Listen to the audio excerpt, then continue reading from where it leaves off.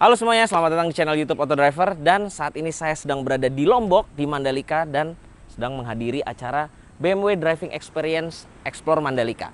Nah, mobil di sebelah saya ini adalah keluaran terbaru dari BMW yang baru saja launching di tanggal 16 Maret kemarin. Ada dua varian, yaitu BMW X3 S-Drive 20i X-Line, dan yang di sebelah saya ini yaitu BMW X3 X-Drive 30i M Sport. Seperti apa mobilnya? Saksikan terus video ini.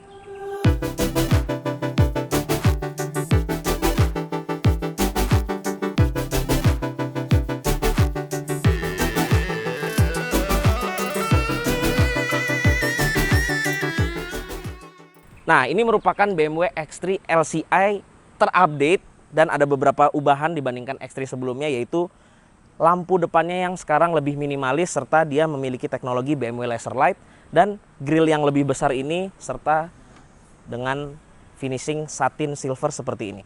Bumper depannya karena ini tipe M Sport, jadi bumpernya juga baru serta tampilannya agresif. Sekarang kita lihat bagian sampingnya. Yang terlihat adalah velgnya sekarang menjadi 20 inci lebih besar.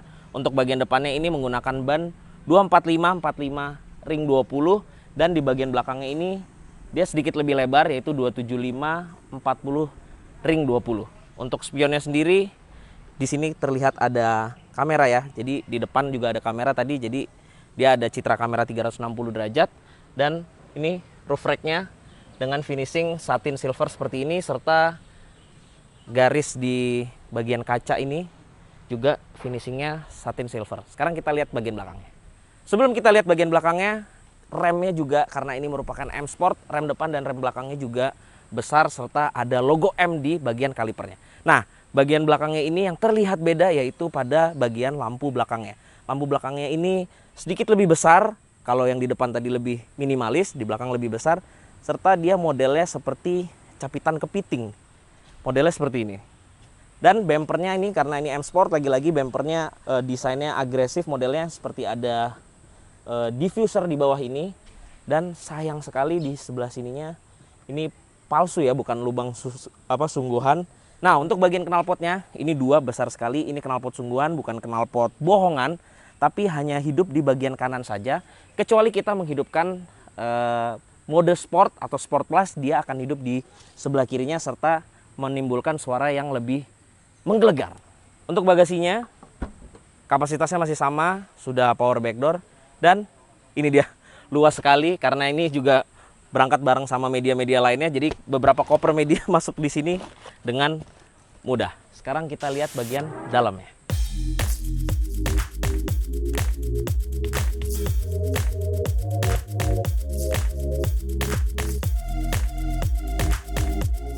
Sekarang kita bahas bagian dalamnya. Yang langsung terlihat berubah yaitu instrumen clusternya. Sekarang BMW Live Cockpit 12,3 inch digital. Sebelumnya juga sudah digital tapi bulat gitu. Kalau sekarang desainnya segi 6 mengikuti dengan bahasa desain terbaru dari BMW.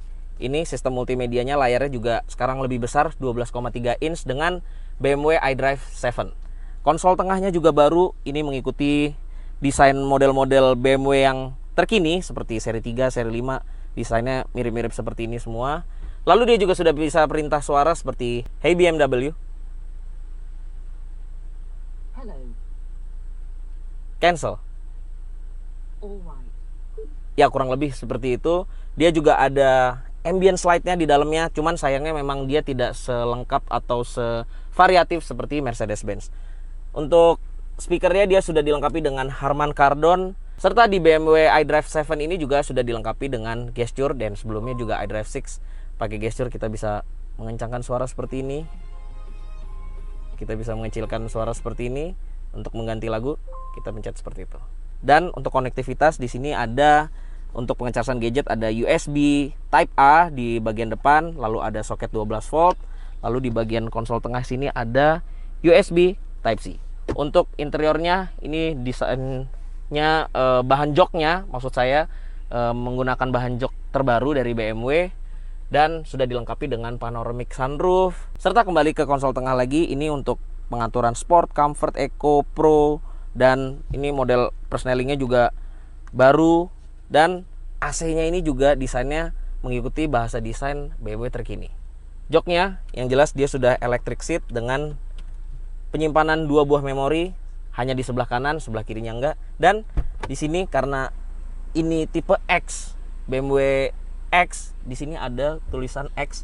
Tapi sayangnya kalau misalkan kita tutup pintunya, dia tertutup. Hanya terlihat ketika kita membuka pintu. Untuk pengaturan setirnya sudah bisa tilt dan teleskopik, sayangnya belum elektrik. Karena ini tipe M Sport, jadi dia dilengkapi dengan logo M di bagian setirnya. Nggak cuma di setir, di karpet itu juga M Sport dan door seal-nya dengan logo M. Sekarang kita lihat bagian belakangnya. Sekarang saya sudah berada di baris kedua dari BMW X3 xDrive 30i M Sport ini. Tinggi saya 165 cm dan posisi duduk di depan ini sudah saya sesuaikan dengan posisi mengemudi saya, dan legroom jelas ini sangat lega, serta headroom juga sangat lega meskipun dia dilengkapi dengan panoramic sunroof. Lalu di sini ada tirai untuk meningkatkan privacy lagi. Ada logo X lagi di sebelah sini, dan ini logo X-nya terlihat ya kalau di baris keduanya. Kita lihat di sini ada armrest yang enak serta dilengkapi dengan 2 buah cup holder.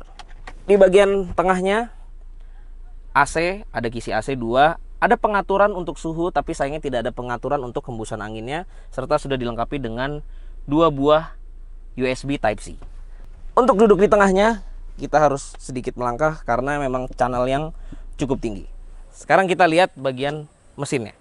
Untuk mesinnya di X3 ini hanya ada satu pilihan mesin, tapi ada 2 output yang berbeda karena yang di xDrive 20i itu outputnya sekitar 180-an horsepower dan torsinya sekitar 300-an Nm, meskipun cc-nya sama-sama menggunakan 2000 cc. Di X3 xDrive 30i M Sport ini outputnya 252 horsepower dan torsinya 350 Nm, menyalurkan tenaganya ke 4 roda melalui transmisi otomatis 8 percepatan Steptronic. Sayangnya saat ini sudah terlalu sore dan saya akan ceritakan kepada Anda bagaimana impresi berkendara X3 LCI ini besok.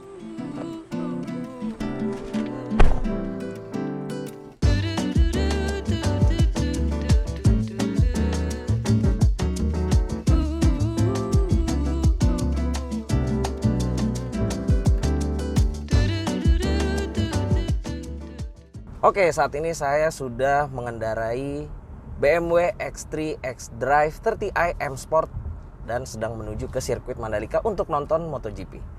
Jadi impresi saya pertama terhadap BMW X3 LCI ini adalah suspensinya yang sekarang sudah dihadirkan dengan adaptive suspension. Ada 2 pilihan, yaitu comfort dan sport. Jadi begitu Anda ingin berkendara santai, Anda masukkan ke mode comfort, suspensinya akan comfort, akan nyaman. Tapi begitu Anda ingin berkendara agresif seperti di Mandalika ini yang sirkuitnya, maksud saya jalannya bukan sirkuitnya, selalu terbawa dengan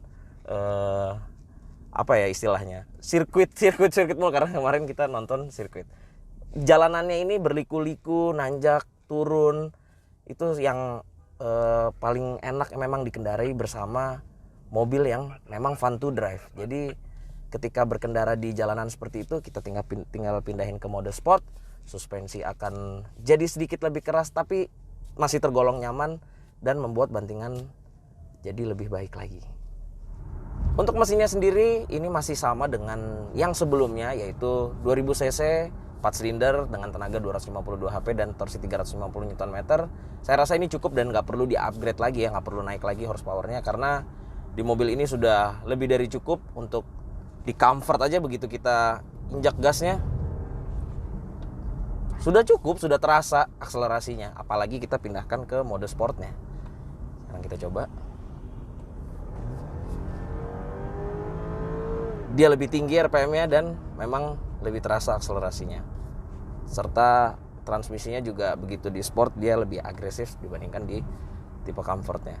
Untuk di bagian interiornya sendiri, yang sudah saya sebutkan bahwa sekarang instrumen clusternya baru, BMW Live Cockpit 12,3 inch serta layar sistem multimedia ini yang bertambah besar juga 12,3 inch dengan konektivitas Apple CarPlay. Lalu dia juga sudah dilengkapi dengan kamera 360 derajat.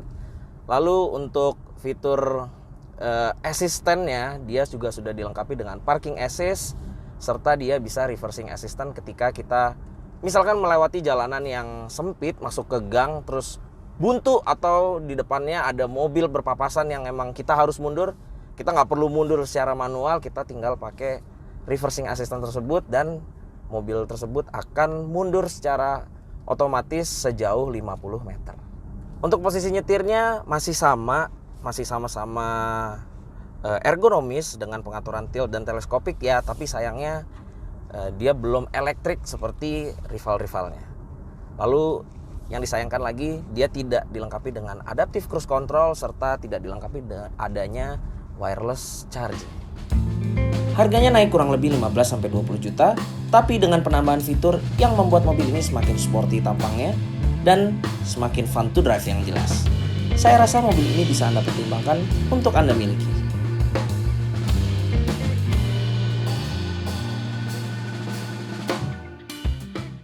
Jadi begitulah video first drive kami terhadap BMW X3 xDrive 30i M Sport di Lombok, Mandalika ini. Jangan lupa klik like, comment, share, dan subscribe ke channel YouTube Autodriver. Dan jangan lupa main ke website kami di www.autodriver.com. Terima kasih Anda sudah menyaksikan video ini dan sampai jumpa.